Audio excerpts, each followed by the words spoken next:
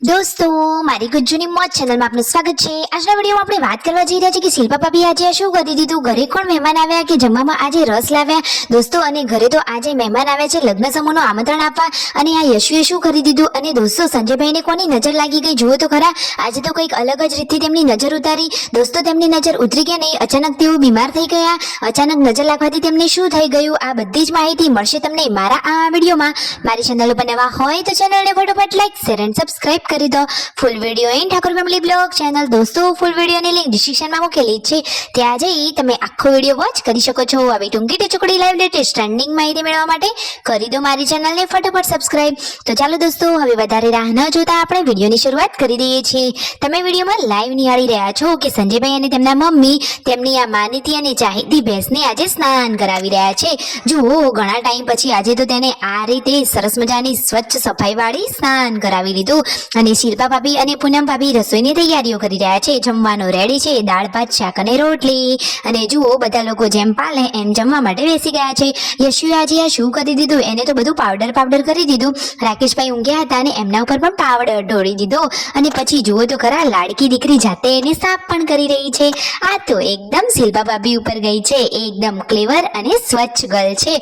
જુઓ પોતાનું કામ જાતે જ કરવાનું। શિલ્પા ભાભી તેમના બેન એટલે કે પાર્વતી ભાભીને જુઓ માથામાં તેલ નાખી અને માલિશ કરી આપી રહ્યા છે, એકદમ યુનિક ટાઈપથી અને યુનિક ટેકનિકથી તેઓ માલિશ કરી રહ્યા છે।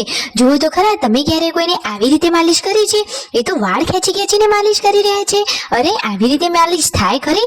એ કહે છે કે હું તો કાજલ બેનીબા જોડેથી આ રીતે આવી ટ્રીક શીખી છું।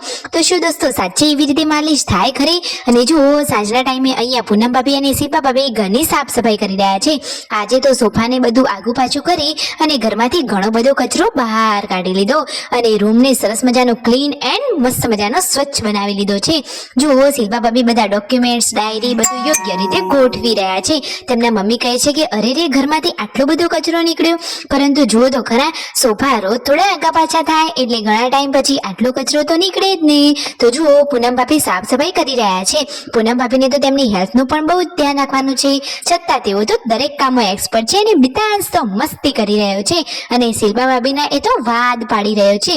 શિલ્પા ભાભી હા કરીને હસશે તો એ પણ એવી જ રીતે હસે છે। ઘરે આવ્યા છે મહેમાનો, જુઓ તેમના મમ્મીની ભત્રીજી આવ્યા છે તો જુઓ, અને સાથે તેમના જેઠાણી છે। ગુડ્ડુને તો જવું છે મામાના ઘરે, એ તો કહે છે કે મમ્મી હું મામાના ઘરે જઈશ અને હું તો એકલી રહીશ। તો પાર્વતી ભાભી કહે ઓકે તો તું જજે।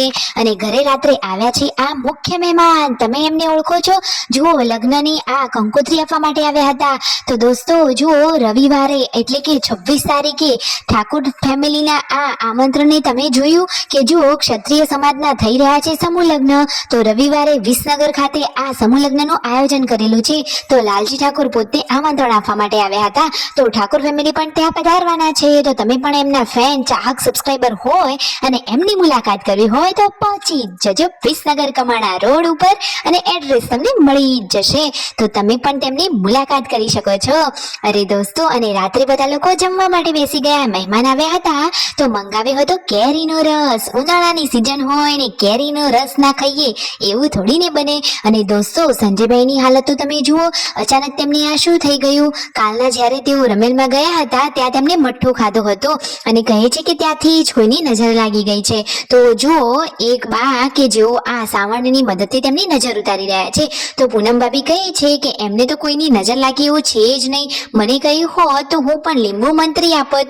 આ રીતે તેઓ તો મસ્તી કરી રહ્યા છે, પરંતુ સાચે જ સંજયભાઈને કોઈની નજર લાગી ગઈ લાગે છે, એમને તો ખાવાનું કંઈ ટકતું જ નથી। તો જુઓ તેમની હાલત હાલ ગંભીર છે, પરંતુ હવે નજર ઉતારી દીધી છે તો ફટોફટ ઠીક થઈ જશે। અને શિલ્પા ભાભી આ રાત્રે શું કરી રહ્યા છે? નાના બાળકોની એટલે કે આ બચ્ચા પાર્ટીની નેટમાં તે તો સૂઈ ગયા છે, મસ્તીવાળા છે। કરી દો સબસ્ક્રાઇબ।